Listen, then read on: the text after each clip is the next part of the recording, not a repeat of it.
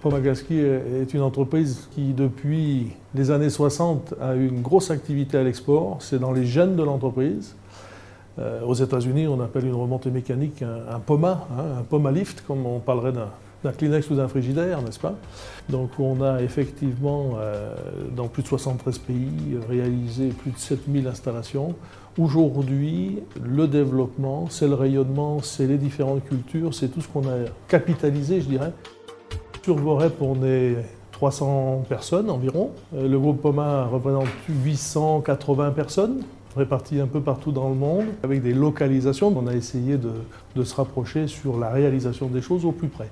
Par contre, toute la partie ingénierie, la partie savoir-faire, est gérée depuis Vorep, avec nos bureaux d'études, nos ingénieurs et tous les partenaires, que ce soit des filiales, que ce soit de la sous-traitance, que ce soit aussi des services de l'État, services de contrôle, des ingénieurs conseils et même des clients. Je crois qu'aujourd'hui, 25% de nos sous-traitances sont faites directement en Rhône-Alpes. C'est bien de faire travailler au plus près de nous la partie tissu de sous-traitance, tissu d'intelligence pour faire ces projets et réaliser ça donc aux quatre coins du monde.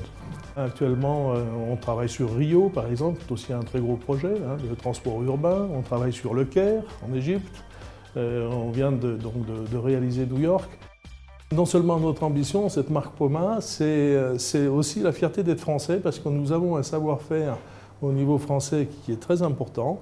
On fait partie aujourd'hui des 4 pays au niveau du monde où le transport par câble a fait ses lettres de noblesse.